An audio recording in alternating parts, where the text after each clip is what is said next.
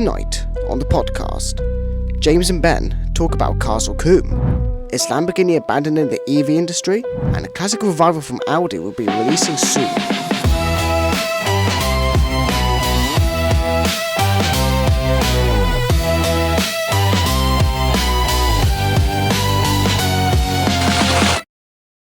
Hello, what's up everybody? Welcome back to the AAS Podcast once again. We are once again joined by Benjamin Wybrow and James Avent. And today we are going to be doing the usual, talking about the news podcasts and the new car releases. But before we do that, we are going to take a bit of divergence, and we are going to be first talking about how when Ben and James went to Castle Combe to look at some cars. So, how did you find the Castle Combe, lads? So we did what's called the Castle Combe Media Day, which is the first event of the year for Castle Combe. Kind of like testing out new things for them. Is free entry for everyone. It was an excuse for me to put my very average car on display. But there were some very special cars there, to be fair, for a free event in what is March. There were quite a good amount of cars. We saw a Noble M12, which is the 3-litre V6, and it does 0 to 60 in something like 3.3 seconds. That was very attractive and got our attention. Built in a shed. Yeah, built in a shed. Yeah, that is a very good point. I forgot that bit. There was a Lotus Elise, which is a car that James dreams about having. Unfortunately, he could not purchase that one because it was listed for £26,000, which is way too much money for what is an MX-5, but more attractive. Surely must have been in good condition though. It was. It was like freshly rebuilt and stuff like that, but it still had I think it was 30,000 miles on it. And I mean, at the end of the day, it's a Lotus. You can literally find one on Auto Trader for 15 grand. It's quite a lot for what it was, to be fair. Fair enough. No, it was a nice example, but I'm not sure if it's worth it. It was a very good example of it. But also the driver started it and then drove it without letting it warm up, so that just shows you what a car guy that he is. One of the Castle Combe media team photographer, one of their main people, they were driving a Subaru, which we got a picture of. Very nice Subaru with the proper decals on it. Rally decals.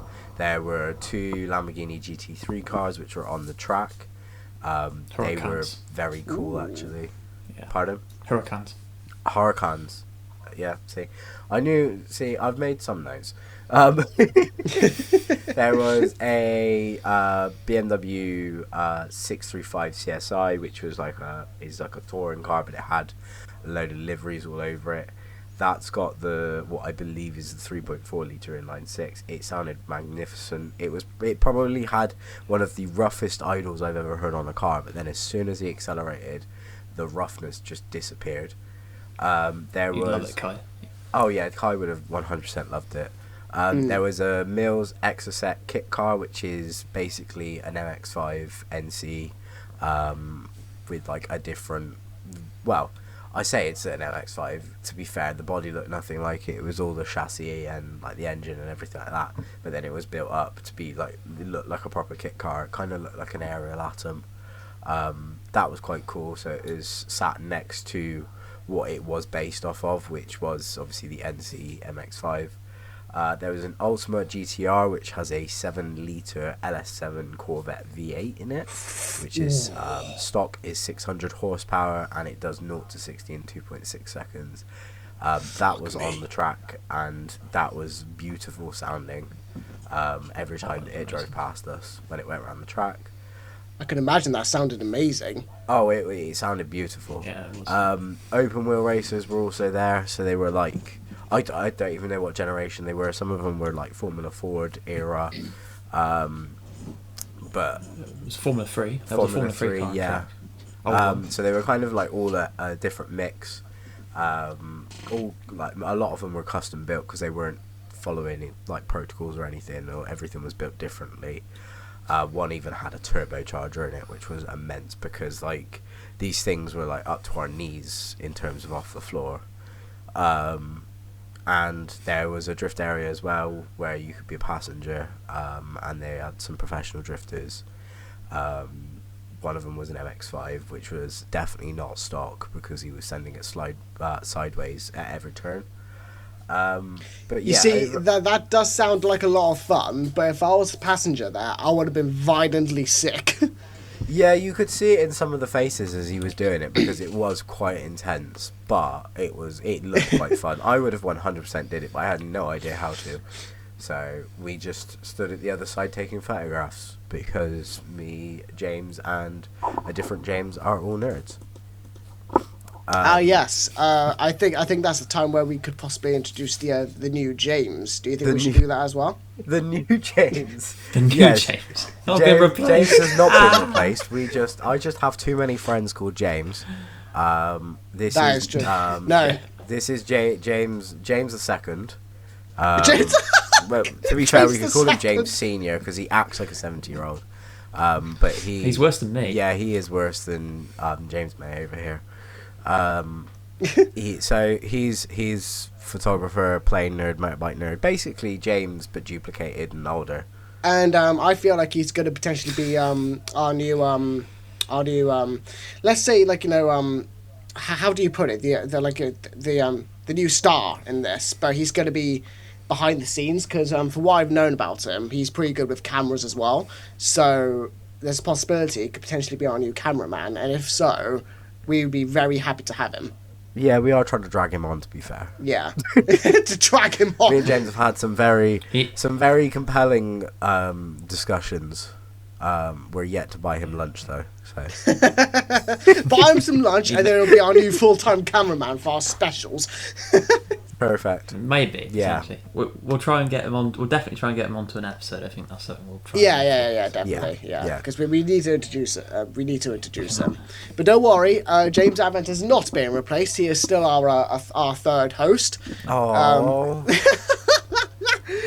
Yeah, I know it's a shame, but you fuckwits will have to stick with him, unfortunately. So he is here to stay.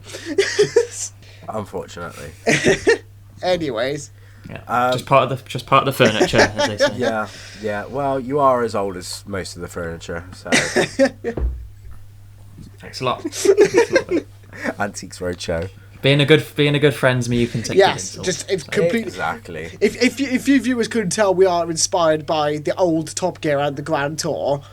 Just think about that now, because this is what this is going to be: a Team U Top Gear and Grand Tour. Except you two, like your last names, I can't shout. Yeah. I call him Latte. Latte. I've always called him Latte. Just has a latte while screaming my name. Latte. I can't do a good. And everyone probably looks around thinking like he's outside a cafe and thinking like probably people will be like, I guess he wants a latte, but no, I'm referring to. Like, no, I think everyone's looking around for the Triumph driver. Oh yeah. Yeah. Very good. So the event was a good success. I think quite quiet for a free event, to be fair. The weather was actually quite nice. I got a bit of a tan out of it, which is surprising because I'm usually as pale as day. But yeah, after that we went and. Well, yeah. After that, we went and did some plane spotting, which James will tell us more about. Oh yeah, I can imagine James Avent just being like dribbling over the planes. Well, dribbling. That'd be other James. Anyways, so I'm glad the event went well because I unfortunately, as you know, I couldn't go, but I'll be posting some pictures up on the edited podcast. And I can't wait to see the pictures as well because that does sound like it was a hell of a time. But I'm glad it went well, you two. I'm glad it went well. Yeah, and we also had So moving on, I was going to say about the Fairford stuff. So we afterwards from Castle Combe we went over to Fairford, which is one of the most active military bases in probably could be in England right now potentially with all the stuff that's going on. But so basically, Ben's not very popular at the moment. In this very sleepy Wiltshire village of Marston Maisie because his slightly modified Mazda 3, emphasis on slightly modified, was causing noise concerns. He actually Ben somehow managed to make the Wiltshire live voice, or the Wiltshire voicing it's called. Wait, what? But But apparently the supersonic American B-1 Lancer bombers, which you can find in the Google Drive, or will flash up on screen as well, but they were within local sound limits. Locals were getting very fed up of Ben's Mazda 3, but apparently the B-1 Lancer bombers are nothing to worry about, you see, when there's 7 of them. So anyway, his car is officially louder than a B7 bomber. I knew it was loud, but fuck me. Apparently so, yeah. Apparently so. So so well done, Ben, on getting us some publicity. I know they say all. I want to see this so I could just absolutely laugh. I want to see this, and I will put this up in the edit if there is any, if you got any footage of, the publicity. Yeah, they say that, what is it? No, some publicity is better than no publicity, so thanks, Ben, for making us look really good in front of the military. Next time I'll put a big decal on the side of my car and go and listen to our podcast. Yes, it's some promotional material for our podcast. Yes. So, but no, I mean, they're pretty amazing aircraft, to be fair. For some of our other viewers, if you knew Concorde, think Concorde, but military, basically, is the best way of describing these things. And if you look if you guys got the Google Drive up now, and you go into images and you look at my folder, you can see pretty sick with the purple afterburner. So they go down. Oh yeah, it was immense. It was that's the first time that I've ever been that close to something like this. Because obviously plane spotting isn't exactly my thing, but I was on the floor. These two were on ladders because, of course, they were. So we could see it. Yeah, well, yeah, but you didn't tell me to get a ladder, so you didn't think you'd be interested in this sort of thing. There we go. I was still on the floor, but it was so immense that it actually blew people back. And I'm very surprised no one actually fell off their ladder, because there was one bloke that had a ladder that was probably about 15 feet tall. Wow. And he almost fell off of that, and he had probably about $2,000 worth of camera equipment hooked up to it. It was immense. You could feel it in your chest, and it was probably I would say once in a lifetime, but being friends with James, it won't be once in a lifetime for me. It'll be once every week. Yeah, probably. Yeah, you might be up there already, to be honest. But yeah, no. The only thing it comes close to, if you look at in cars, if you've ever watched a Top Fuel dragster, I'd lucky to be able to watch them. I watched them at Santa Pod. I think that's something we'll do one day. So I'll go down to Santa Pod and I'll show you the Top Fuel dragsters. They're absolutely mental. Just like a jet engine attached to the back of a long car-shaped object. That sounds really cool. I wonder what that reminds me of. Yeah. Yeah. Well, just don't get in one and you'll be fine. Yeah. Exactly. At least don't be too short. Kai is Richard Hammond, so maybe not you then, mate. Maybe Oh, that is true, because I mean Ben is more like Clarkson, because my god, him and Manuel Labour are like two nemesis. Me and James have to do everything for this fucker. I drive everywhere. Yeah, okay, that's not manual labour though, is it? But it is, right, viewers, I manually have to put the clutch down and I manually have to change gear. Right, fun story for you viewers. When me, Ben and James went on a caravan journey at one point, this was around last year, Ben, admittedly, he did drive us at one point. You mean at one point? I drove you the entire fucking way. Yes, that's what I'm saying. No, anyways, so he drove us, right? The entire way and all that. But every single time there was unpacking stuff. He did unpack. Okay, I can't remember exactly, but I know it was the manual labour stuff you just refused to do, and me and James had to do it all for you. I got you two to walk to go and get the food, because I went and drove to go get the food, and the place was fucking shut, so we ordered it online, and they couldn't come into the caravan site, so they went to the entrance, and I got you two to walk to go and get the food, because I'd done fucking everything. And then you bitched and whined, going, oh yeah, you can't do manual labour. I didn't do that. I'm neutral in this. You guys can fight it out. Anyway. Oh, no. You did it as well, Mr. James. This is turning into more of a comedy podcast now at this point. And do you know what? I'm here for it. Starting a war on each other. I'll remember that in June. I'll leave you two here and I'll fucking drive. Well, do you know what? On one of our holidays, it probably won't be this year's, but probably next year's, we will do it as a special on the channel, and you can see for yourselves what our holidays like, because it's nothing but chaos. Well, yeah, especially when we give you a bit of alcohol. Yeah, that's another story for later.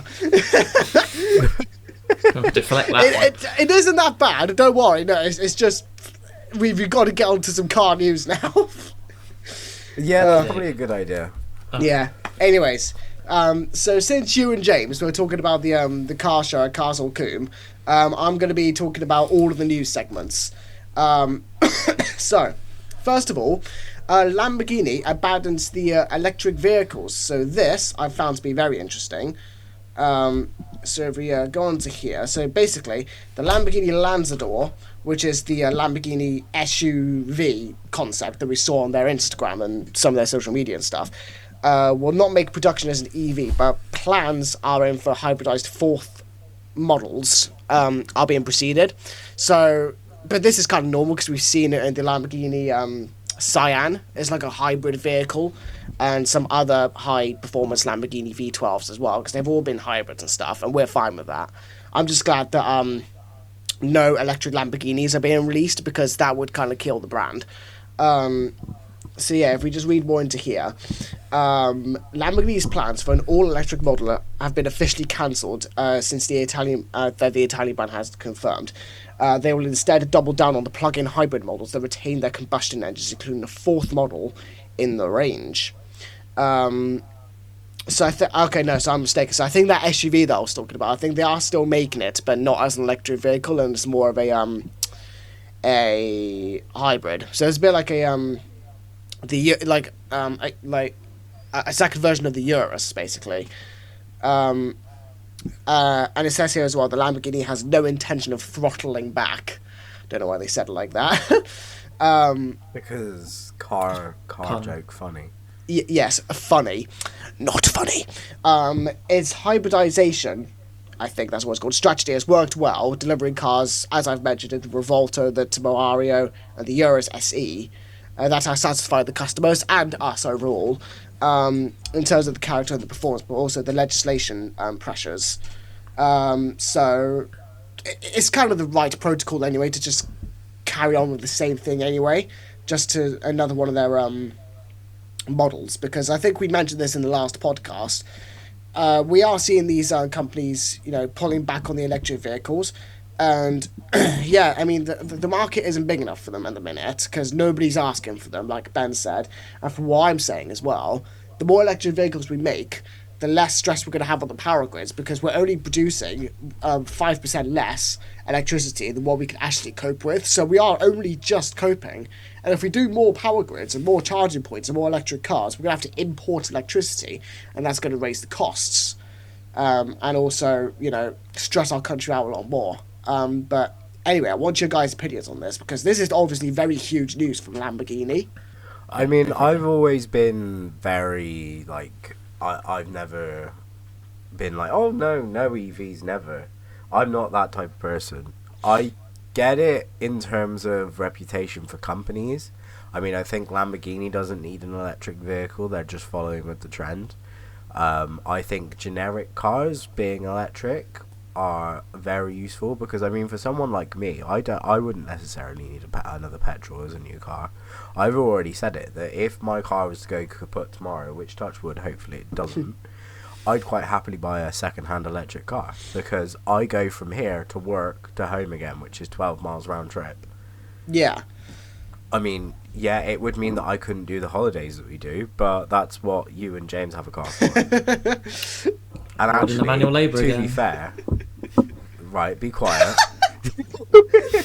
But to be fair, you could buy a second-hand electric car. I mean, you could buy a second-hand Polestar for like 15 grand, and that still has a range of like 300 miles.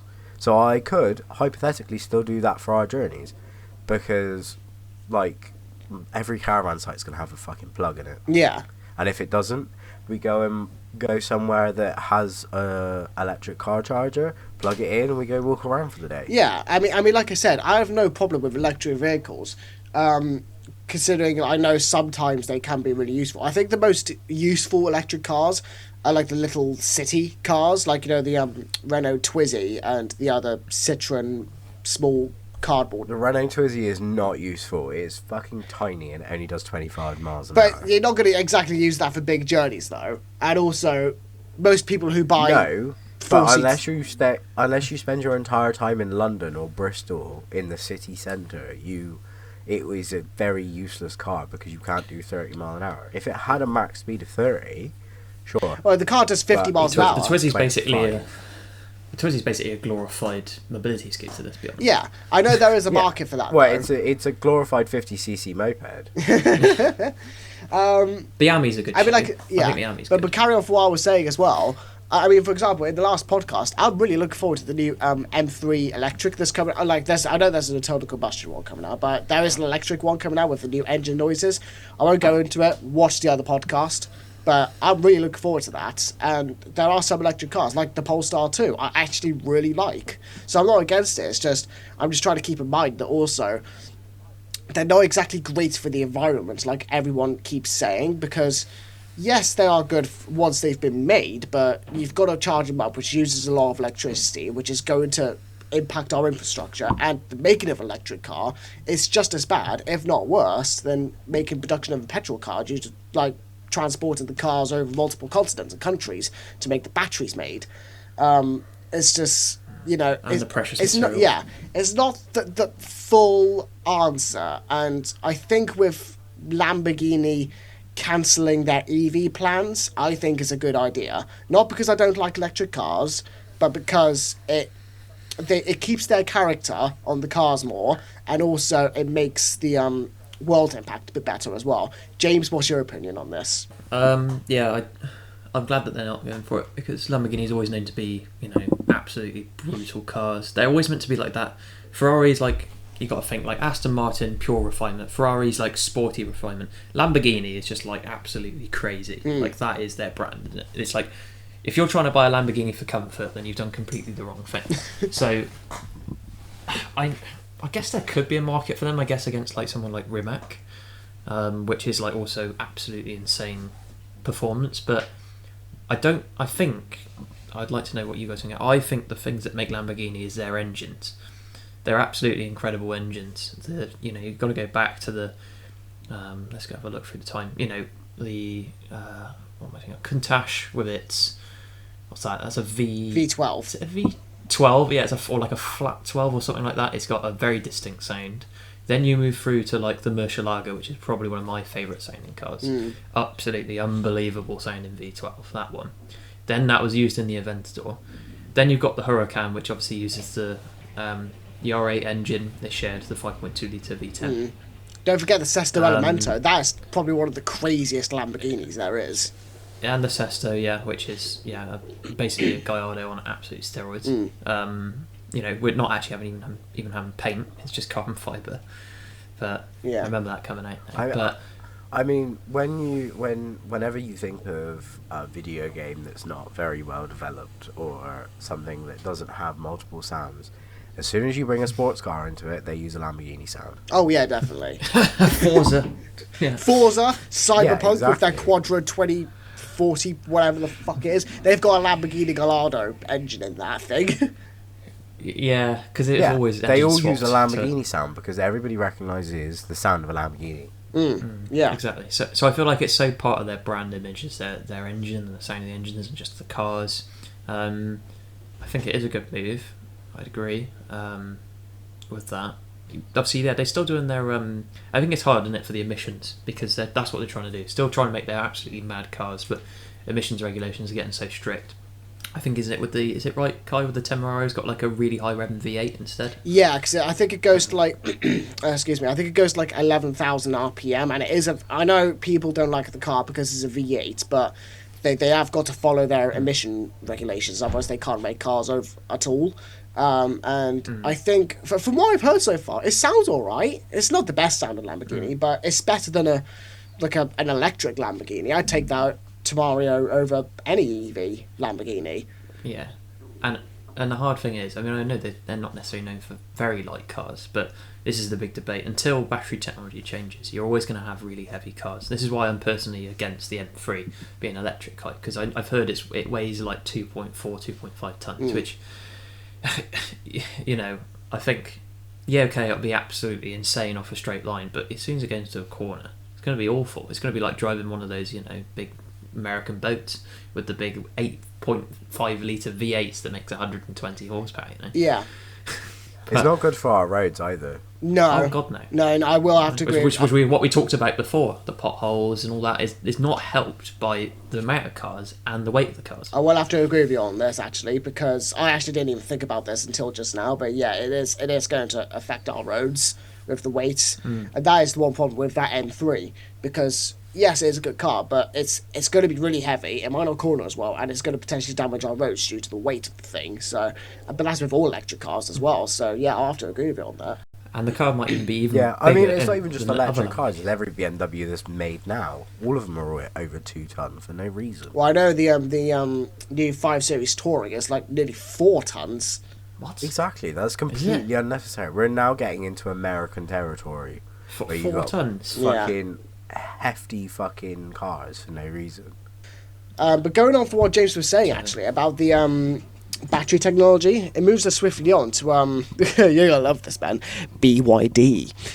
Because there is this news source where I actually didn't believe it at first because I thought it was stupid, but I've read through it and it is actually quite crazy. But BYD's new battery technology can actually could potentially charge a car in under 10 minutes, which if this does carry through, it's gonna be interesting. Yeah, there you go. Second generation flash charge blade battery can accommodate charging rates of up to 1,500 kilowatts. It offers 100 kilowatts. Yeah, it offers what firm claims is a speed comparable with filling up a petrol car at a fuel station. Okay, I don't agree with that because it's still like 8 minutes more, but you know, it's not exactly like 40 minutes more. But yeah, as a result, 10 to 70% recharge takes 5 minutes, and 10 to 97% recharge 9 minutes, even at temperatures of minus 30 degrees C conditions, where speeds normally drastically drop off. A 20 to 97% recharge takes just 12 minutes, according to BYD. The electric Danza Z9 GT shooting brake uses a 100 kilowatt battery pack. It will lead Denza's European rollout at the first models are due to arrive here later this year, and I think that's where it's going to store the new battery technology. So let's just have a look here. So to hit those speeds, however, the cars will need to use BYD's own flash charging. That's not a surprise right there. Which have the only public chargers in the world currently capable of using such power. And I think those are mainly in China at the minute. It's not really much in the UK at the minute. Stations will be increased across Europe, the firm said, but no timeline has been given, so none are in Europe yet. There are 4,239 of these in China, with plans to install 15,000 more by the end of the year. And there's just more, malarkey that goes on. But lads, this is crazy. A 0 to 100 battery charge in 10 minutes. That's unheard of, and they're going to be releasing this very soon. And although that's really good, it's, like I said again, it's going to drastically affect our power grid, especially with the amount of power that's going to be using. How much power is it again? 1,500 kilowatts of charging power. Well, that's insane. 1,500 kilowatt. I'm just going to put it out there right now. That's not possible. To do that, because you'd literally have to ask power stations to ramp their production up to do that. So we are not ready for that. I can tell you, I have a number of issues with that, which I'm going to say. I think it's amazing technology from what they're saying, but you've got to realise this was probably done in a lab environment. So it was done in absolute best case scenario. Yeah? How about the real world? We were always told with EVs, it's saying, we can get 300 miles range or whatever. Whereas in reality, you've got to usually take easily off 50 miles off of that anyway. Yeah. Haven't you? So the fact was it a real world test? I doubt that. I'd like to see their testing methodology. Yeah. Also, yes, as you said, Kai, where on earth? Okay, it's China. Well, they're currently producing probably the country that's producing the most power in the world right now. And what through? Fossil fuels. Yeah. Not exactly very sustainable, is it? It's not kind exactly. of a bit like, You know, when we're trying to be this country that's going net zero, and then you go and say, oh yeah, we'd like 1,500 kilowatts. Well, where are you going to get that power from? I can't get it from solar and wind because it's the UK. And if I look out my window, it is blanket grey, not windy, no sun. It's not going to work. No, it's not. And, you know, we don't want to, like, I know I keep saying this. It's like nearly every single episode I've said this. But when we import electricity, it's going to give us more problems than solutions, because America's currently doing this. Exactly. And from what I've heard, their prices are insane at the minute, and they're not even, and they're like, that's not including the war they're involved in. But we're not going to get into the war stuff. But we are just coping, and that's just with like the stuff that we've currently got at the minute. So imagine trying to get 1,500 kilowatts of charging power, which first of all is close to not being possible, to suddenly have thousands of these BYD charging grids around the UK. We're not going to cope. And even when we import electricity, we're still probably going to struggle a lot, and we're just going to increase the amount of fossil fuels and also the prices. So we're going to be having like another like market crash or something, because the amount of cost that's going to be like imported into this thing. So what about the like how? Sorry, I will let Ben have a chat about this in a minute. I really want to hear what his take is on it. But like, what about how many times can you do that with that battery? Like, how many times can you go from zero, like, you know, whatever a safe limit is? 1,500 kilowatts is a ton of energy to be pumping into just something that's basically a chemical. That's what a battery is. It's a chemical with some metals. You know, and over time it will degrade. You know what it's like if you have a phone and you you fast charge it for 3 years, it's going to lose a load of its power out. That is a good point, actually. Like all those charges. Yeah, that is a good point, actually. Yeah, so how many cycles are you going to be able to do? So for me, what I do with my phone is I charge it slowly, so the battery lasts longer in years, if you see what I mean. But with these cars, okay, with petrol, it's all fine because, you know, the tank doesn't get any smaller. Okay, sure, the car gets older, parts have to be replaced, maybe on more of a, you know, you go through more consumables on a petrol car than you would an electric car, that's what they say, but then the battery degrades over time, so you'd have to change the battery eventually. Yeah. And that's not an easy job at the moment for a lot of cars, no. Is it? And for what I've known with the Jaguar I-Paces, with their batteries, because they charge a long time, and they don't have the best mileage, they can only do like 100, like just around 200 miles per charge, and that's not 100%. Yeah. They have to get their batteries replaced like around every 3 to 5 years, and to get a battery replaced, crazy. It's like close to 20 grand, and that's just with a normal charging rate. So imagine, like you said, with BYD's charging technology, yes, it'll be great, but how long is the battery going to last? It's only going to last about like a year or two, and like because it's a new technology, it's going to cost like much more, like around 40 grand. I presume that's what it's going to be like. It's good that we're having this tech. Well, it's. I don't know what to think of it, because it's good that we're having this technology, but also it's going to cause just as much damage as much as, like, you know, good stuff that's going to be potentially even more damage. You know, it's. Let's hear what Ben has to say. Yeah, sorry, Ben. What's your opinion on this? I finally get a chance to speak. So I was looking it up, and China is the number one country of electricity production. They make 10,000 terawatt hours, and for context, a terawatt hour is 1 trillion watt hours, which is 10 to the power of 12. Jesus Christ! So we are looking at a lot of power. Fair play to them, because they have got their own renewables. About 50% comes from renewables, but the other, well, just under 50%, because the other 50% is coal, which is 5,828 terawatt hours is all coal. For context, the United Kingdom makes makes 293 terawatt hours, and our coal usage is 0.33 terawatt hours.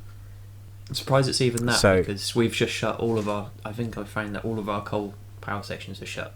So I don't know. Well, this was 2025, so this could have been before that. But we've got our two biggest ones is gas and wind, whereas China's two biggest ones is coal and hydro. So they've still got a decent amount of renewables, but when you think of the size of China in comparison to the size of the United Kingdom, I mean, even for context, the United States, which is the second most they use the most energy, that's 4,391 terawatt hours. China uses double what the United States uses. Yeah, that's crazy. And the United States only uses 652 terawatt hours of coal. A lot of theirs, almost 2,000 terawatt, comes from gas. So they're not exactly the best, but they are so much better than China. And obviously they've got the national grid to be able to cope with this. We don't. Our national grid has a panic attack when there's an advert on the on ITV and everyone goes and turns their kettle on. Well, actually, no. Because that's what happens at the ad break. That's actually what happens at the ad break. Actually, Ben, you say that they have to. They get the guides from the local TV channels to know when they're going to play ads, to know when they need to pump more into their national grid, because it does genuinely happen. Because every kettle uses 3 kilowatt hours. If you've got 1 million people across the UK, that's 3 million kilowatt hours. That's a lot of load increase for 5 minutes. Well, Ben, going back to the national grid, Ben, you did say that the United States does have a bigger power grid than us. They're currently importing electricity as it is. I don't know where they're importing it. I think they're importing it from Norway, I think. From what I've heard, anyway. So, if anything, we're doing better on the national grid and electricity than the USA is. So... Well, for the UK, for our national grid, there is a website made by a person called Ian Kate, and it basically shows you our generation and our usage of power. I just had a look, and at the moment, 72% of our generation is coming from renewables, 60% is from wind, 15% is from nuclear and biomass, and we are importing 5.9% of our electric. So we are still importing. France, Netherlands and Belgium and Denmark is where we import, and then we're exporting to Norway and Ireland. Right, okay. So overall it makes 5.9%. So every country imports. Okay. Yeah. But it's about having this. It's not about importing the power, it's having the infrastructure to cope with that power draw. We can get more power. We have contracts in place to get more power off of these other countries. Okay. What we need is the infrastructure to be able to deal with the demand of the increase, because obviously, I mean, if everyone gets home at 5, well, everyone leaves work at 5 o'clock, they get home at about 5:30, and then they all plug in their cars at 5:30. You know, that's a massive increase to the national grid, and it will probably cause a blackout. Yeah, probably. And on no top one of all wants the a other blackout. things. It'll be like the miners' on top of the fact that they're now getting home and they're going to put the 2030s. kettle on because they've got home. Yeah, they're going to put the kettle on. They're going to turn the TV on to watch EastEnders or whatever. The Chase. Put the oven on for food. Yeah, put the oven on for food, which is another 2 kilowatts. Yeah. It adds up, and we don't need it. No one needs to charge their car that quickly. If they need to be able to have a refuel quickly, buy a fucking petrol or hybrid. People who buy electric cars account for this. They charge it either whilst they're at work or they charge it whilst they're asleep. Yeah. Exactly. There isn't this whole everyone needs to buy electric cars, because everyone needs to buy something that isn't. No, because it's not electric. It's electric or hybrid.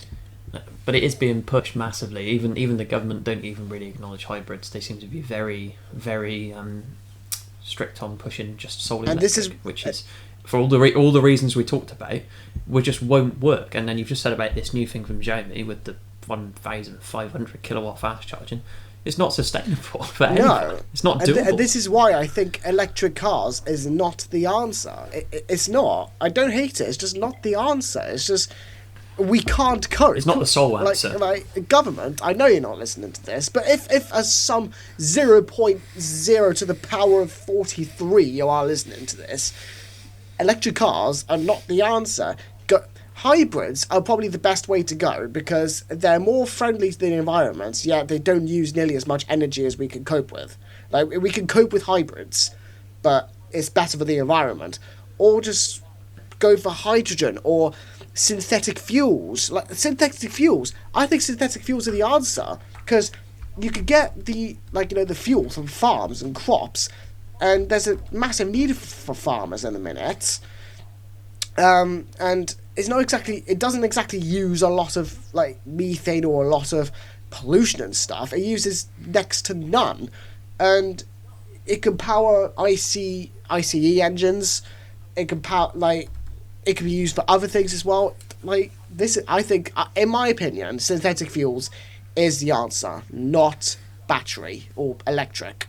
Hydrogen at a close second. They're all part of the future. I think they're all going to be part of it, which is what we talked about in previous podcasts. Is that a future for all of us is having a blend of all of them, and as Ben said, having a car that is powered by something that suits your use case, or having a car that suits your use case. Yeah, and if all the old people want to stick with petrols, they can do because they'll all die eventually. So, wow. Well, you'd be disappointed if you lost some of the icons, Ben. I'm sure. Well, yeah, but like. I get both sides of it, but also the old people that are complaining, I don't want electric because electric, you can't trust it, it doesn't have the mileage. They're the ones that are doing 1,000 miles a year in their cars. Why have a petrol engine if you're not going to use said petrol engine? Yeah. It doesn't make any sense. You're buying a car that you have to do more maintenance on because you have to get a petrol engine serviced and you have to change the air filters and all of that stuff. Yeah, you still got to do a service on an electric car, but you don't have to change the oil every fucking 1,000 miles or every year, every 10,000 miles rather. You get in it and it drives. There are still things that people forget, that there are still fluids though in electric cars. I've seen people. Yeah, there are still fluids, but they're not. You don't have to do it as often, and there isn't this whole thing of, I've left my car for 2 weeks. I doubt it's going to start. It's a fucking electric car. It will start. I'm going to counter you on that one because in some cold countries, batteries do naturally lose range if they're left because the batteries, if they get cold, you've probably seen it. If you have batteries in the wrong sort of environments and you go to start, turn a phone on after a year, it might not start because the battery's degraded. It does happen, but yeah, but then in that case, why, if you're not going to drive your car that often and you're in a cold country, why have you got a car anyway? It's I don't know. But usually the people in the cold countries like that are driving daily because these is like in the remotes and there's barely any public transport. Yeah. And you know what? Fuck it. If they still want to have a petrol or a diesel for reliability, go for it. Because actually, they are more reliable in the cold. Yeah. But for us in the United Kingdom, our cold isn't cold. Our cold is just, we're miserable. We can still start a car. I've never, ever had an issue where it's been so cold that my car won't start. No, I've never had that issue And we've had like -5, -6, and it starts perfectly fine. Because we're not in a drastic country. So, if you're not going to drive your car that often, don't buy a fucking petrol. Well, actually, because it's just going to sit there. Well, actually, going back on the electric cars as well, this does actually move nicely on to this other piece of news that I'm going to be saying as well. There's going to be a new JLR vehicle. So we've already got the new Jaguar, and we've got the new Velar. However, we're going to potentially be getting the Freelander back, but not in a way you'd expect, because as you can see here, they are collaborating with Chery, the company behind JQ, and oh god, what's the other one? What's the other one, guys? Omoda. Omoda. There we go. Yeah. So the new Chery collaboration JLR SUV will be revealed full on the 31st of March, which if I'm correct, is in 2 days' time at the time we're filming this. By the time we get this released, it probably would have been released already. But this, I'm not sure on. But it's got the pictures have been leaked from the crash tests that it's had. It looks like it's been dealt with reasonably well, apart from the door, which looks heavily dented. But yeah, just reading through this, the Chinese company, which sells cars under its brand Chery, JQ and Omoda, is reviving the Freelander name in collaboration with Jaguar Land Rover for a new line of electrified crossovers, hence the Freelander. So, obviously, we've seen the new images and stuff. It's some more pictures up there as well. It looks horrific. It does look a bit cubey, I will say. It reminds me of the Nissan Cube a little bit. Yeah, so it's got, like, as you can see there, it clearly says Freelander. The headlights are... It doesn't look like a Jaguar Land Rover vehicle. It looks more like a Chery car. I'm not sure. Yeah, there you go. The new Freelander will give Chery's JLR factory... Chery's JLR factory? Okay, I didn't even know Chery had a JLR factory. A replacement for the Land Rover Discovery Sport and Range Rover Evoque production of... Oh, okay, I get it. So, it looks like they're discontinuing the Evoque and the Disco Sport in favour for the new Freelander. Okay. It's going to be... They're horrible cars. Oh, hold on. The first new Freelander is going to be a plug-in hybrid. I didn't know this. I thought it was going to be full electric. It will echo the original spirit of the Freelander, but be brought up to date to appeal the discerning technology savvy Chinese consumers. Pan says. I'll just read through more of this. It will be sold. Can I just say I'm really surprised that Chery, which is like what I thought was always JLR's biggest competitor. Yeah, that's what I thought. And biggest, like, it's a bit like, imagine Apple doing a collaboration with Samsung. It's like something you wouldn't ever expect, but it kind of feels like it. Yeah, it does, because I know Jaguar Land Rover owned by Tata Motors, and Tata Motors from India.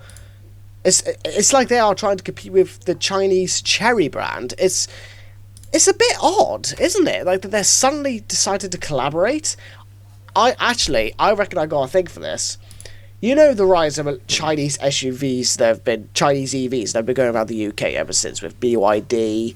Yep. Okay, probably not Yang Wang, but there are. You definitely see a few Chinese EVs on the roads now, don't you? Well, MG. Yeah, MG. Yeah, exactly. So I reckon Jaguar Land Rover are trying to, like, you know, barge in on the party because you know their sales recently have been quite, you know. I'm not going to put it lightly, but shit. They have been falling behind a lot due to their competitors. So I reckon they're trying to go to the Chinese now as well and try and test out with this collaboration to see if they get any more sales, which I think will be a massive kick up the backside for Tata. Although Tata should have possibly expected this as well. But I didn't know this will be a plug-in hybrid. I thought it was a full electric vehicle. That's very different from Chery. Actually, no. I say that. The JQ can be a plug-in hybrid as well. J7, yeah. But this is what interests me. So they're going to be replacing the Disco Sports and the Evoque with the Freelander, but then and they'll be putting there with new house of brands, so as Jaguar, Defender, Discovery and Range Rover, which I do not get, by the way. So that means they'll be putting Freelander in there as well, but that would be a bit of like I think the Freelander would be like the odd child out, because all of these ones are owned by Tata, then there's just one Chery one there. I don't get it. What are you guys' opinions on this? Because I'm so conflicted on this. I don't know what to think. I think it's a bit, like, as you said, it's just weird how Chery, which is I always thought a competitor, or JQ, you know, all of them, they're trying to be Range Rovers, and now they've teamed up with them. It clearly shows that JLR were in bad times, because they're having to go to their own competition, which is quite funny. But For me, I think Ben's probably going to have probably even more of a firm position on it. But because someone who just thinks that they've lost, thing is, all these SUVs, they're not made for going off road anymore. Nobody needs them to be, and that's what I think. Things like that Range Rover is the luxury Land Rover, and now nobody, if you're going to be on a farm, you're not going to get any one of these vehicles because they're nowhere near made for them. You're going to get yourself an old Land Rover, because that's what they were made for, land. But so to me, I just think it's how many times can you produce another similar faceless SUV under another brand? It's just getting a bit. For me, it's just getting a bit like, oh, for God's sakes, change it up a bit. Yeah, I'm looking at some of the. I mean. Oh, go on. Yeah, I'm just saying that I'm just looking at the other concept images as well. I showed you this actually, Ben, a couple of days ago. The interior, it's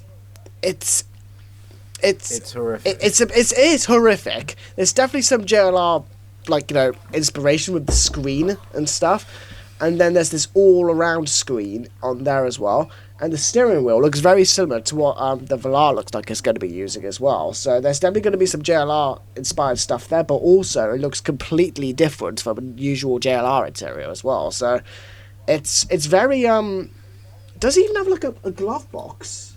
Okay, no, it does have a glove box.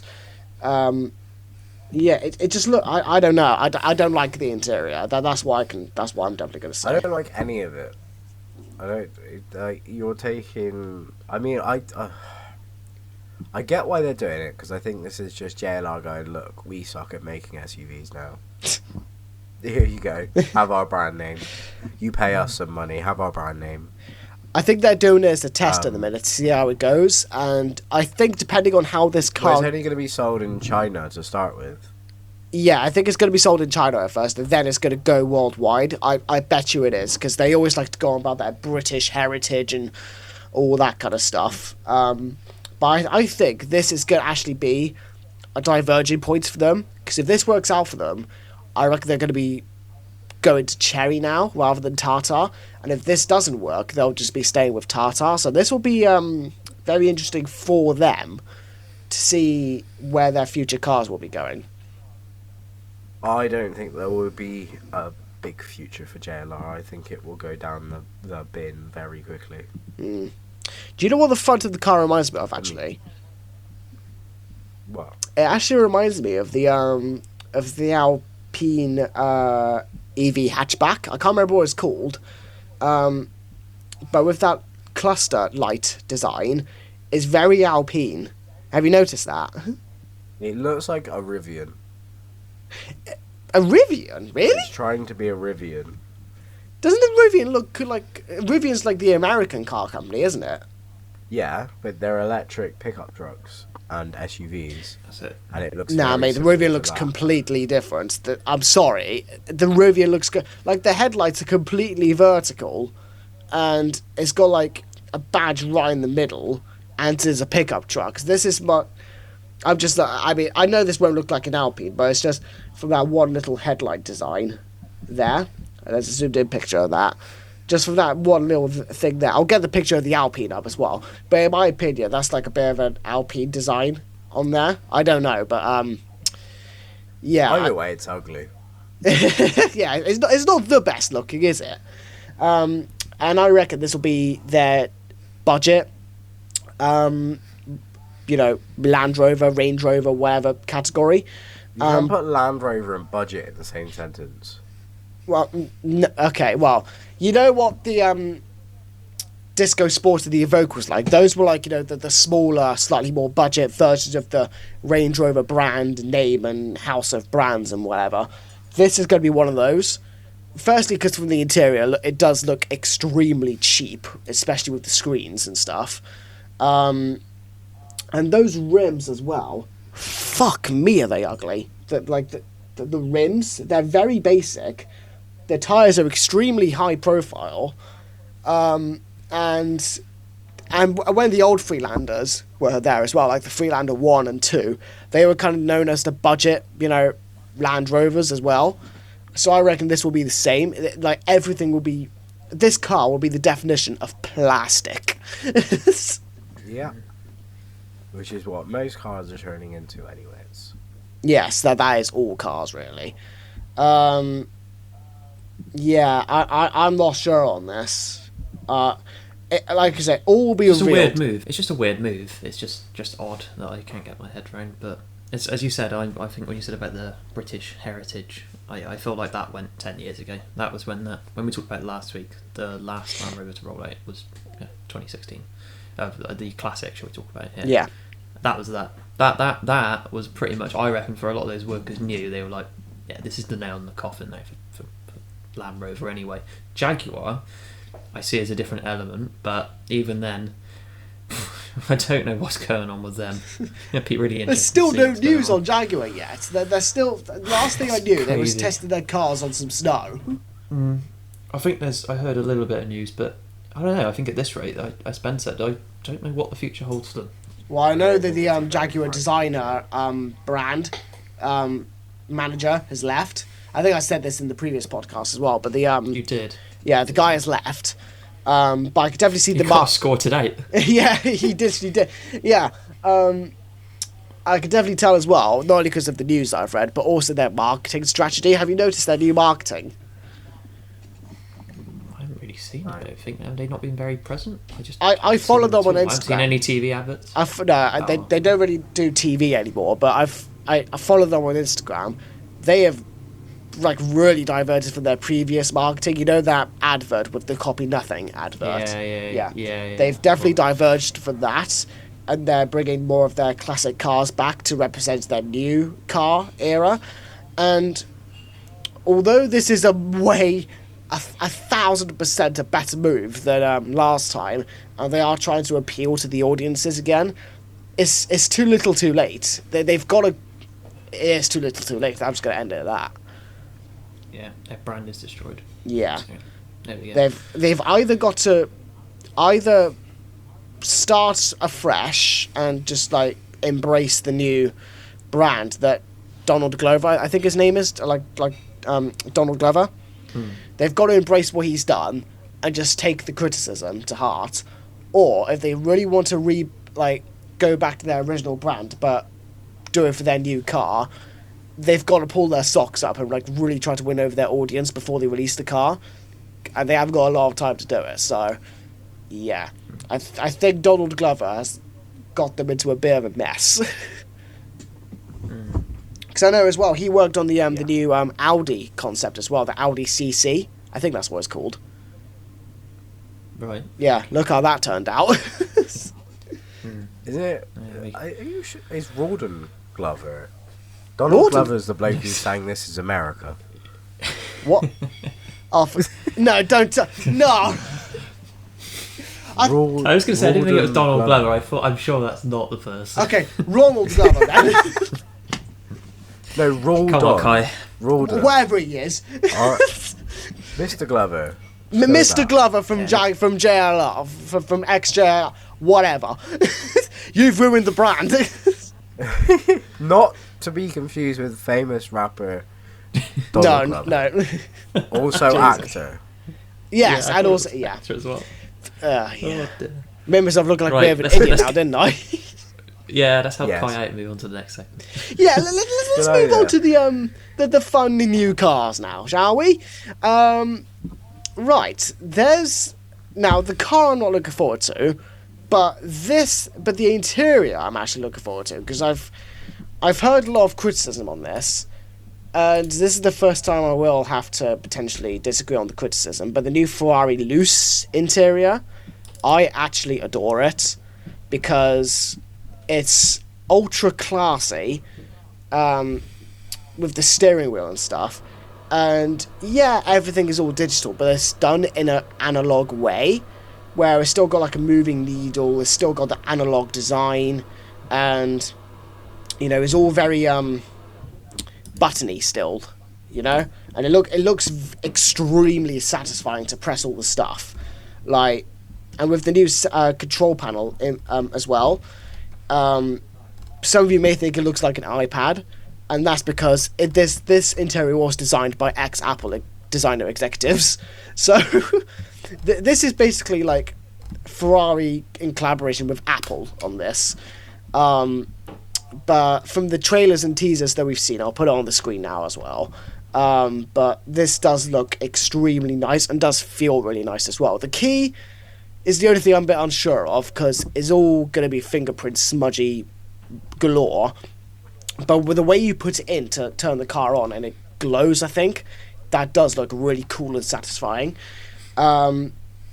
So far, like, compared to the new EV designs interiors we've seen, like with the new BMW and the new JLR stuff, this is definitely, I'd say, the right way to go about it. What are your guys' opinions on this?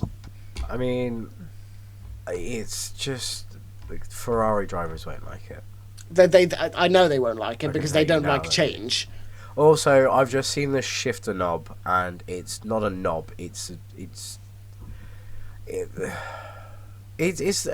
just a piece of fucking metal.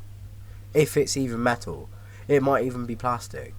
Literally, like, you touch it and then move it across and down. You like the feel of a physical shifter, even if it's an automatic one, not a little fucking thing that you have to wrap your index and your thumb around to move it. Well, I think that's for the I don't think that's an actual shifter. That's just to go to drive into reverse and stuff. Because the actual gears looks like it's going to be coming from the paddles, which also do look really satisfying to use. Yeah, but you still have to go finger whatever that is to go into reverse. Yeah, that can be a bit odd to get used to. You get in your very nice, very expensive Ferrari. You push your key down into the little slot, so you can't even have it on a keychain anyway. You got to have it by itself. Push it down into its little slot, and then touch the little knob to move it.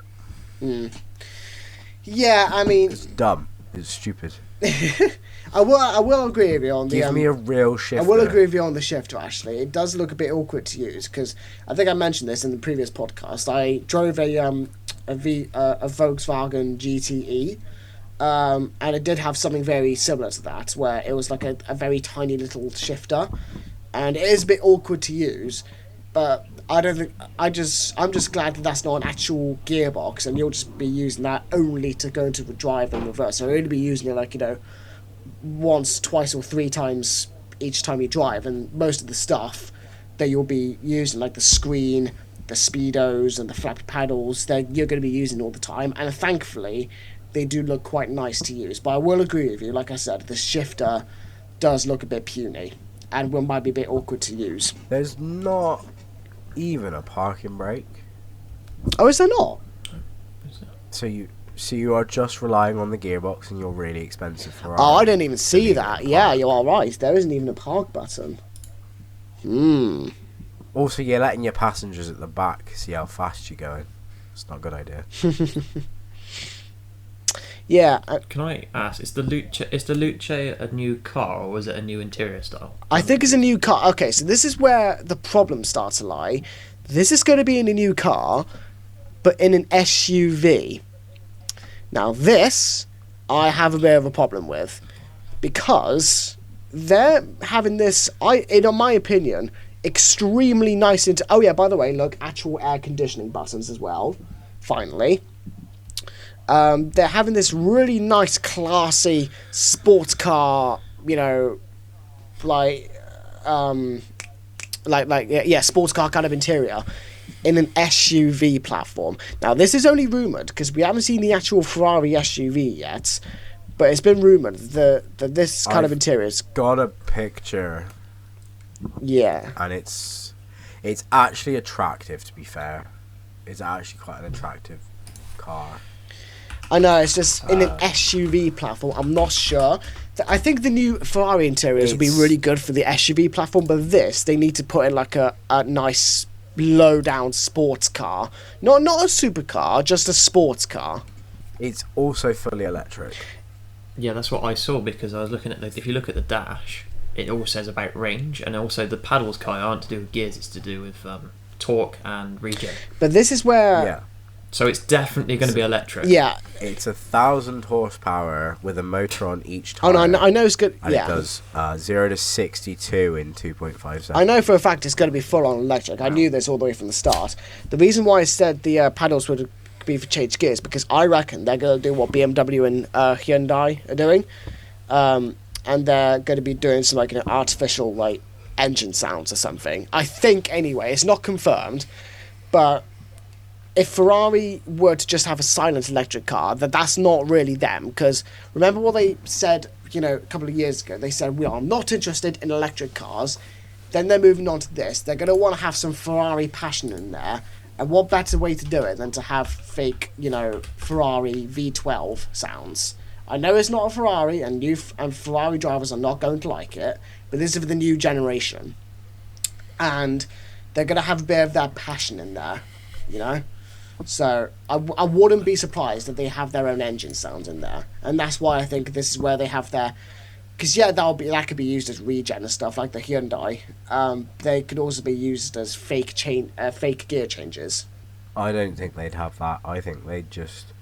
There's this massive focus on the quality of the interior rather than the sound of the interior. Mm. It is basically just an electric pure sangue. Yeah, I just saw that. I was like, this definitely looks like a pure sangue. Yeah. Well, it's just the electric version. Platform? It's going to be $500,000. Oh yeah, it's going to be expensive. There's no doubt about that, because it's a Ferrari. Which is ridiculous. Yeah, there's no doubt about that. But you could buy so many... Oh god, you could buy so many other good Ferraris for that money. Like, I know it's not going to fit. You could buy a second-hand Ferrari from the 80s, 90s, and buy an electric SUV, and you'd be happier. I think you could buy a 458 for that sort of money. Yeah, probably.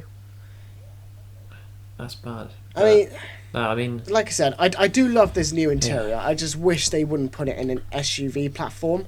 I just wish they'd do it.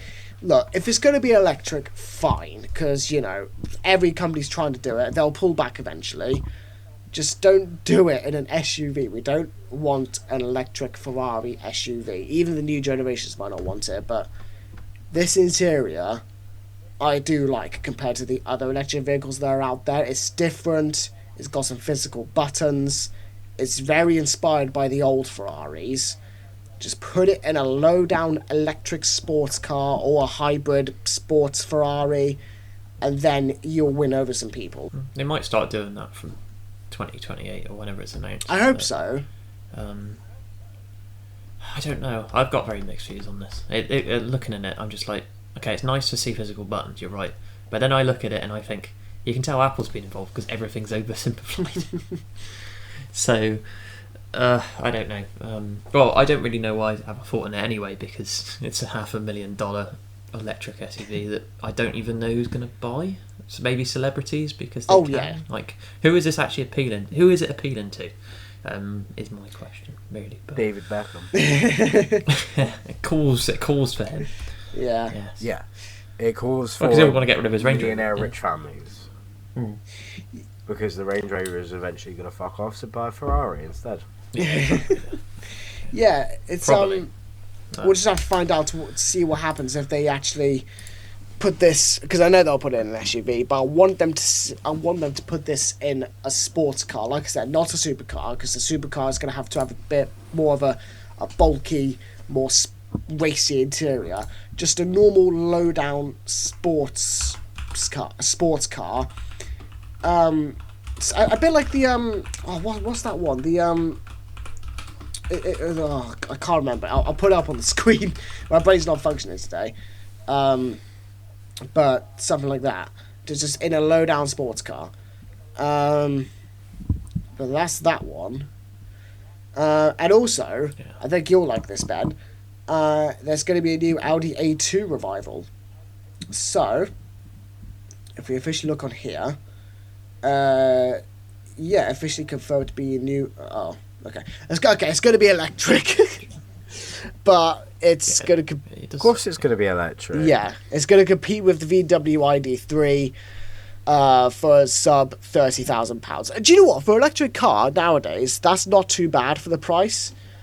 I think it's not actually that ugly either. To be fair, it actually looks all right from the concept images. It looks all right. Let's have a look. Oh, okay. Oh, is it? It's not based on the ID 3, 4? It might be. Looks like it looks like it. Yeah, so it's... The A2 will be based on VW's MEB EV platform and will be close in size and specification to the ID3 hatchback. What did I say? There we go. Wow. So it's an ID3 without as an Audi, basically. It actually does look pretty good, though, in my ID3, opinion. though. Yeah. Oh, it does look way better better. than ID3. Yeah, I'd agree. It looks like a big A2, like the old A2, which is quite fun. Yeah. And there will be someone that puts a spoiler on it. And compared to the ID3 as well, it's going to be more of an MPV, not an SUV, thank God, just more of a multi-purpose vehicle. I haven't heard that name in years. Which, like you said, and like what it says here, looks more like the Audi A2 from originally. It's going to be a highly efficient entry-level car into the Audi universe. So it's definitely going to be like the JLR Freelander for Audis, let's say, and positioned within the core of the A segment, so the A3 and the Q3. It's compact on the outside, it's going to be spacious on the inside. We'll have to see about that with the regulations and stuff. The price has been said. Mild hybrid as well. Okay, so it's not fully electric. Okay, that's good. Turbocharged 1.5 litre 4-cylinder. Okay. There might be some issues then. That's what all things are then now, Kai. It's a small petrol engine and electric. So, but yeah, I like that. No, I think it's it looks like it always should have been part of the lineup anyway. Yeah. So I think it's one of those vehicles that looks like it should have been around already. But when it says sub 30k, I'd love to know how little tech you get for sub 30k. It'd probably be like optional extra. Would you like a seat? I don't know, reliability. Yeah, a seat. Yeah, it's a bit like the Dodge. Yeah, it comes with one seat. How many seats does it come with standard? Which one? The one in the boot. Yeah, exactly. The rear left passenger seat. I'd love to know what tech you actually get. I bet you'll probably get Android Auto, Apple CarPlay. Oh yeah, that's like a standard now. As well, because they have to do safeties as standard. Yeah. Oh, it's all the ADAS stuff. Yeah. I just hope it just doesn't come with a massive screen. Those are standard now in new vehicles. Yeah, that'll be by regulation. But things like you won't get heated seats for that. You won't get. You won't get that, I'm sure. You get climate control, but probably not automatic climate control.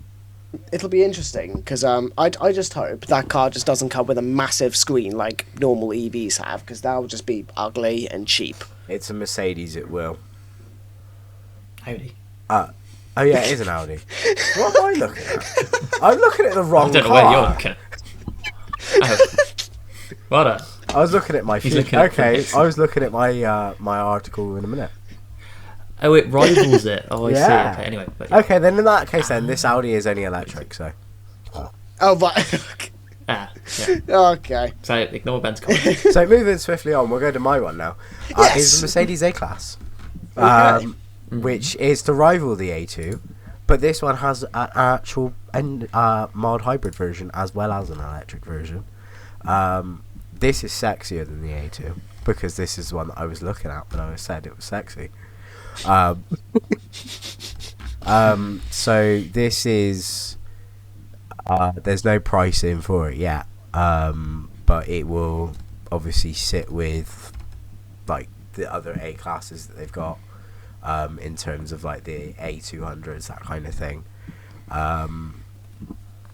So it's expected to be 5 variants ranging from 154 brake to 209 brake. And then they're also going to be looking at performance-orientated AMG variants, which will go up to 500 brake. So we get some A class AMGs that are, I think they're very attractive, and I'm not usually a fan of Mercedes, but I think these look alright. It looks. I like it. I don't like the wheels. I can't do the wheels. Oh, I like the wheels. I think the wheels are okay. It's the headlights that I don't like. Because like the normal headlights are fine, but the one going down the middle, I know new Mercs have had that, but I've never been a fan of that design. If they just got rid of that middle part of the light, just raised up the grille a little bit, it would look a lot better. No, I like that. Well, no, because they got a point to the floor. Because you're lighting up the floor, you're not lighting up the person in front of you. But then again, that's what self-leveling headlights are for. Well, yeah. Well, the ones that have the headlights like that the ones that's got them in the grille is the electric one, but the one that is the actual mild hybrid has got the proper Mercedes grille on it. I mean, apart from the headlights, though, it looks all right. I think this is going to be... Well, I reckon this is part of their new strategy. Because I know at the news source, I don't think we mentioned this in the podcast, but I know Mercedes are moving on from their luxury cars to more budget cars now, which is not what Mercedes is about, really. But if they're going for it, why not? And I think this is one of their first attempts at doing it. I just hope they do it well. I think they've always done it. They had it with the A when the A class was first introduced. The early model, that 2000s one, was always the budget one. Same with the A2, Audi A2, and the A1. You know, as I call it, Fisher Price, my first Audi, or my first. You know, so. I mean, you're not wrong. It is the cheap man's version of it. It's the entry like point. a 1 Series BMW. Yeah, it's the entry point into those brands, isn't it? So they'll find ways of making it cheap. I guess that's why they don't go luxury. And then when you want to get something luxury, you go C class, E class, S class. So yeah. No, I think they'll get popular. It's just, can they undo the damage of all the Chinese SUVs and how cheap they are? That's the big question. Yes, that is the big question we just have indeed. to see how cheap it is. Because I reckon that'll come out, Ben, and I reckon that will start at £38,000. Probably, but then you give it 2 years and it'll be like 25 grand. No, it'll be more expensive. When they first did their A class, that was over £40,000, and that was the entry level one. Right. To start, yeah. I know someone who's got a 24 plate that had like 20,000 miles on it, and he bought that from a Mercedes dealership like 6 months after it was made, and he bought it for 26 grand. But that was still used though, wasn't it? We're talking about like brand new. Yeah, that's what I'm saying. Yeah, but that's what I'm saying. In 2 years' time, all of these that have been used will be selling for 25 grand. Well, we'll have to see what I reckon. Mercedes depreciate like no one's business unless they're rare ones. We'll have to see what happens, but I reckon it'll be a bit more expensive than that. In my opinion, I don't know. Well, we'll find out who's right eventually. Yeah. But speaking of Mercedes, though, your next segment. Mercedes AMG GT Black Series returns. The wing on it is immense. Extra downforce. It's got twin... No, that's the previous one that's got twin turbocharged. There's not a whole lot of information, to be fair. There's just the pictures that have been released, and then people are like speculating in terms of, what kind of powers it's going to produce. Like, people are looking about a 600 brake range, which is probably about right because that's kind of what they stuck with before. But I wanted to give it a mention because it looks very sexy, and I've always been a fan of the GT Black Series. It does look insane, to be fair. They're saying that if the GT63 Pro has already got 603 horsepower, they said that the next Black Series will move well beyond that. It's going to go to 700 territory. Yeah, I mean, they're always V8s though, so there's only so much power you can pull out of a V8. Actually, I'll take it back. Well, then again, though, McLaren P1 has like 903 brake horsepower from a V8, so you know. But then again, that's also including a bit of the hybrid system as well. But still, you get what I mean. It's not going to be hybrid, Ben, is it? Just no, this will be pure V8. These have always been pure V8. No, yeah, I thought they were. Well, that's cool. So, am I right in saying the Black Edition is the road going one? It's not the. Yeah, it's the road. It's the road version of the GT3. Oh right. Because obviously GT3 you have to have a road version of it. Yeah. Because that's obviously. Yeah, I'm just surprised because I looked at it and I was like, are they actually showing you the road version? So the top version? Image in the article where they got the yellow and the red one. The red one is the road version. The yellow car is the GT3 car. Oh wow! Okay, so is pretty indistinguishable, apart from the grille. That's very crazy. They're going back to their old AMG routes. I'm surprised that's actually even allowed for the road. Well, road will be in terms of ABS, traction control, safety, airbags, that kind of thing. Doesn't matter what it looks like as long as it's safety. Yeah. It's got big GT3 wings. So. But then again, the centre is road legal. Look at the wing on that thing. I reckon this might be the last. One last hurrah. GT63. I reckon it will be. I hope not, because they sound so beautiful. They do. They are amazing. Yeah. They are beasts. I always like the SLS AMG. That is like the Mercedes AMG of all Mercedes AMGs. It's definitely up there. I think it's probably one of the best, because it's like you look at the Gullwing, the old 300 SL Gullwing, and you're like, they did that right. Yeah, there's an SLS currently for 200 grand for sale.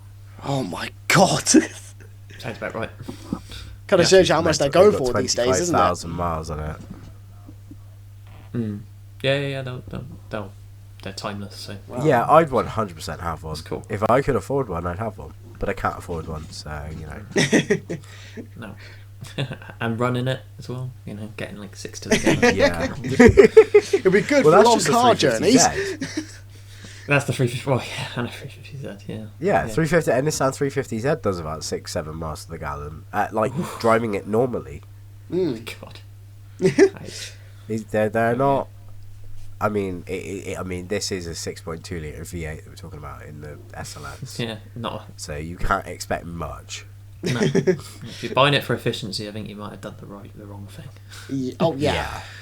Anyway, James, you haven't mentioned any of the new cars because you've wanted to keep it a surprise to us. Surprise us. Yeah, so you see, I'm not going to do cars, but I'm going to do bikes for a change. Oh, okay. Something a bit different. Yeah. Well, we are all about speed in the day, which doesn't mean to say it has to be just cars. Hence why we talked about aircraft earlier on. Anything. Fair enough. Well, yeah. So anything with an engine. Anything with an engine. Or, something that moves. Yeah, I guess. So we are purely automotive related, but we can go into bikes and planes. We are just mainly car nerds though. But yeah. Anyway, bikes. Yeah. Well, I mean, I could bring that into it. I've got a good intake, and also other James is very good into bikes. So watch this space. So there's a new Harley Davidson Street Bob that's come out, which I have actually technically ridden. I was at the bike show last year, which is a big, one of the main things. It's called Motorcycle Live in Birmingham, in the NEC, and they do all the manufacturers come round and they show off their new products. So Harley Davidson were there, and they said, they were just letting people go on a rolling road on their new bike. So I was trying out the new Street Bob. It's a pretty cool bike. I think bikes is a very interesting proposition because they've still got big engines and they don't have as tight regulations because they're small. So the new Street Bob has got a 117 cubic inch, which is 2 litre V twin engine, so 2 cylinders in a V, 2 litre on a bike. Pretty big, pretty beefy. Might not sound a lot. 91 horsepower, but it has 115 pound-feet of torque at 2,750 RPM. So it will pull really well from the start. All Harley Davidsons, they don't have chains, they have belts, so it's pretty much immediate torque. Harleys are really quick off the line, but then other bikes usually catch up. So I remember hearing it, I thought it sounds amazing. The feeling you get on a Harley is when you start it up, you just get shaken like that. So you do get a good feeling on it. I think I'd recommend you guys to try bikes one day. I think you'd Ben technically has a bit of a history. I'll save that for another episode. I think I should get into them. Well, technically, I mean, I've been getting a bit more interest in I'd say a bit more interest, just a little bit. So don't go too far, James. But I would like to test out potentially some sports or super bikes and stuff. Just because I know that I technically have a bike game on an Xbox, and just from driving it really fast, it does look quite fun to do. Although you haven't got the safety or the protection as much as you do in a car. So yeah, it looks like good fun. I probably will give it a go, but I probably wouldn't get a bike. I'd still stick to me cars. But it does look fun. Yeah, I feel like that's just your mum coming out saying no, Kai, you shouldn't get a bike. But I did the same thing, and now I've got a bike. So You just then turned again, up. all of ours are like I just that. turned up with a bike and I was like, here we go. So, yeah. Okay, yeah. So, yeah, there is inherently more risk, but I think once you realise the freedom that you have, you know, you've got, it's quite fun. And you guys both know that, but my bike's not a super bike and I can still have a lot of fun, so it's definitely something to think I've about. just looked it up and it has a USB-C port. It does. Yeah. We have a bike which has a USB-C port. That's a first. That's sick. No, they've been around for a little while now, yeah. A lot of them have got Imagine that, if you some got of them have Android Auto or Apple CarPlay in a bike. That would be really cool, actually. That would be It pretty cool. would, but where would you Hondas put the have screen? Something like that. The screen, well, you could just use it in the, like, your instrument cluster. You could have like a split screen or something where you split the screen in half and you've got one bit for dials, maybe, and one bit for that, and then you could maybe pair it to your you could have a helmet with a, what do you call it, like a Cardo, you know what I mean, I forgot what they call them now. Oh yeah, there are actually screens that you can install on motorbikes. I found people who have done them, so they just bought them on AliExpress and then attached them to their bikes. Be cool. Fair When they start And it becoming just sits below their other screen. yeah, okay. When they start becoming integrated, that'd be good. I think that'll make it really.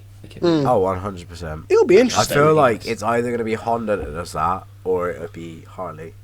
Honda. Honda or Harley, yeah, you're right. Yeah. Because Honda the will polish Honda, it. Honda Goldwing was just immense with the technology and what it had on it. Yeah, it'll be with the Honda. big screen. Well, the thing is, a lot of people buy Harleys and they've got the big speakers out the side, so you just blast your music in your face and around everyone. You've probably seen it. Or they've got big screens in them. Yeah. Or BMW would do it first. Turns out the Goldwing actually has it. They actually it has got Android Auto now, CarPlay. Yeah, it has wireless Apple CarPlay and Android Auto built into the screen. Oh, sick! That's really cool. So that is mental. Yeah. So telling you guys, yeah, bikes are apart from being, you know, when it rains you get wet. It's not too bad. Fair enough. Well, that is the UK. Exactly. But no. So yeah, this Harley, and I remember going on it. I think this is a cool bike. But then all Harleys are kind of quite a cool proposition. So yeah, we did that. My other bit of news also relates to bikes. It's a little bit more about the regulations, or there's an open consultation at the moment.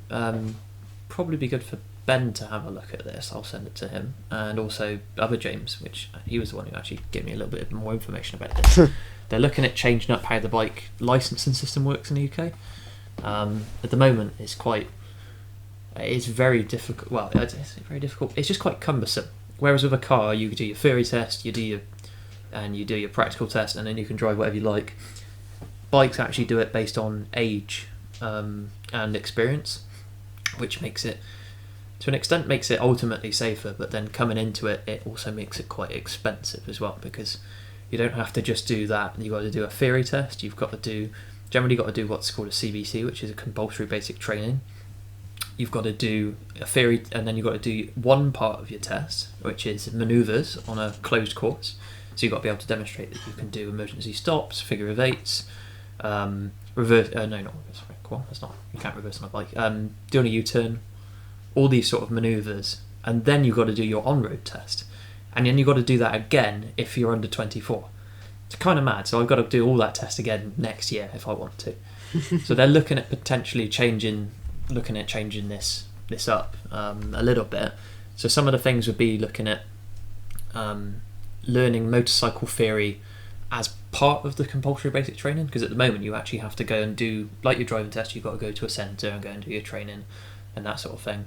Whereas this would be like, imagine doing it all in one day, and then you learn about your, because a lot of the thing you've got to remember is that people do bike tests before cars generally. Yeah. Because you can ride a moped in the UK, you're allowed to ride a moped at 16. Yeah. So at 50cc, and you're allowed to take a theory test at 16. Obviously, you're not allowed to drive. So probably a lot of youngsters might think about doing that. But then if you can put that all in one day and then factor the cost in, that would make them a lot easier, so they don't have to take time out of school, or if people are a bit older, they don't have to take time out of work to do it.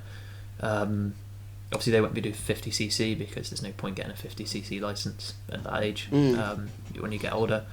They're also looking at basically, one thing could be if you complete your CBT on an automatic scooter, they're looking to change that potentially to only automatic only. Whereas at the moment, you can actually go on a moped.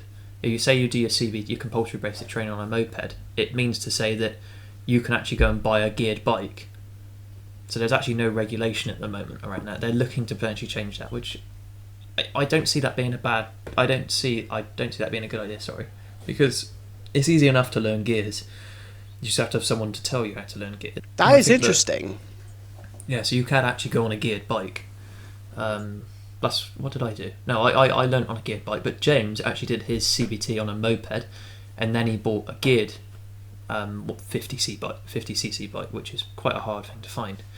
But he got used to it. You just got to get used to the clutch, and obviously on the motorbike, all your gears is generally on your feet, not at the top.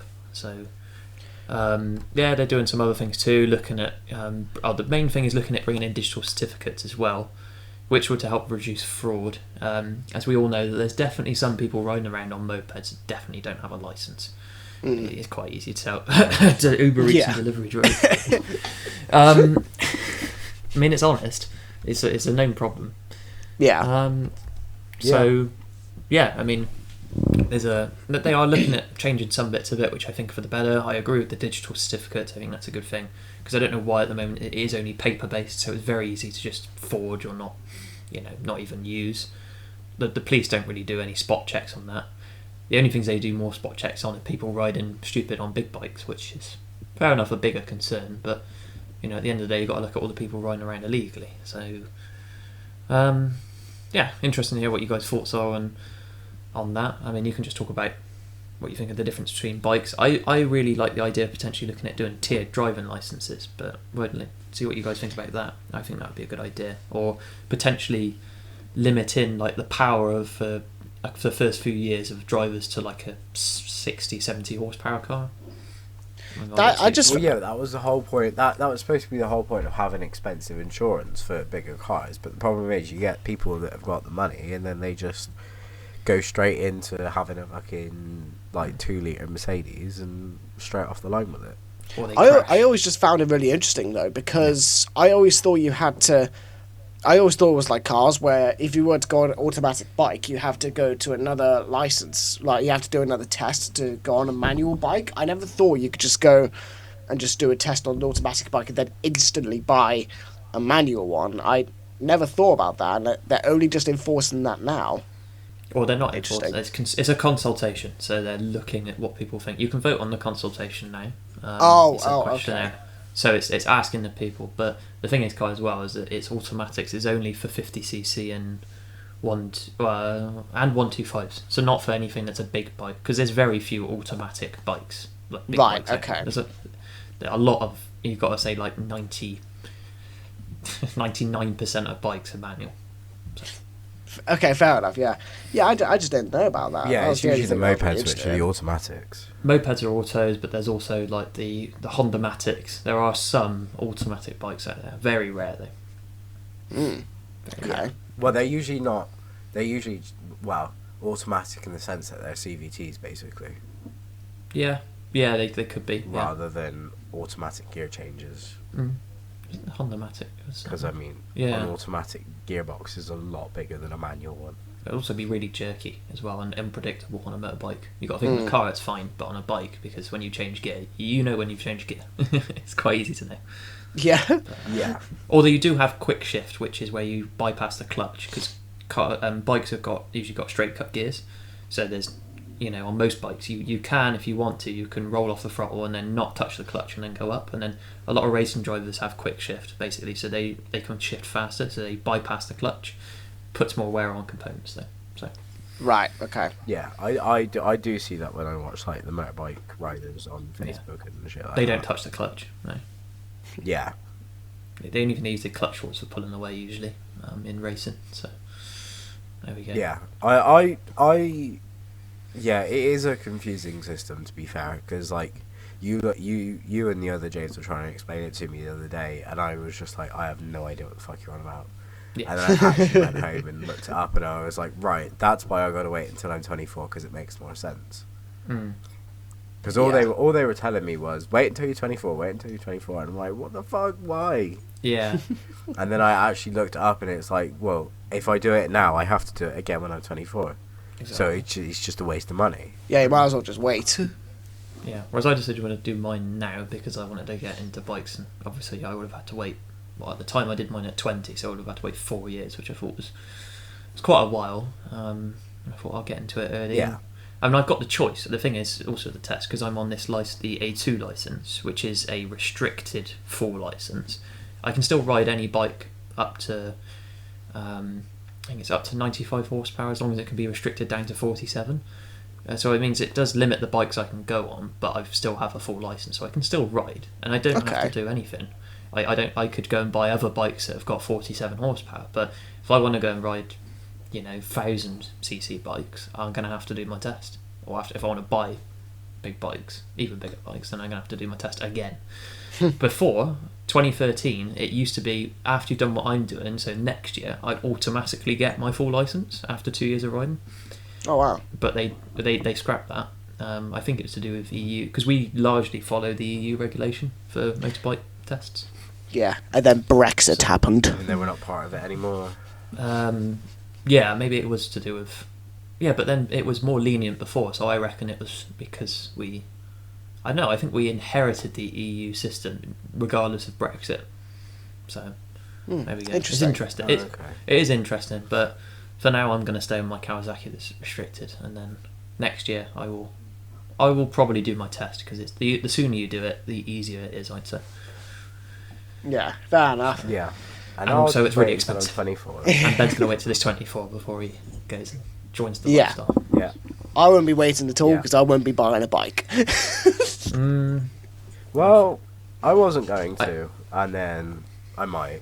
I wasn't going to. Might hold. Who knows? But Ben knows that I wasn't. I was looking at when my other James was into bikes, and I was just like, yeah, I'm not going to do that. And then here I am now, with 2 bikes. Well, that is very true. You got many a bikes. Yeah, he is a bike fanatic, James Avent is. The generic car. The classic will come on to the channel and to the podcast one day. I think we'll show it. We'll definitely show it. If you don't sell it by then, as like a little vlog or something. Yeah. Yeah, right. I think this about concludes the podcast, because we are nearly an hour and 40 into this. Yeah. But what have we learned today? Well, we have learned that James and James are indeed dribbling a lot when it comes to bikes and planes in many different ways. Jaguar likes to abandon its Indian friends and go for its Chinese competitors. And also, Ferrari... Yes, and also Ferrari. This concludes the podcast. We hope you guys enjoyed us listening, arguing, and talking about cars and bikes. We shall see you, and we shall see you on another podcast coming up soon. Bye bye, everyone.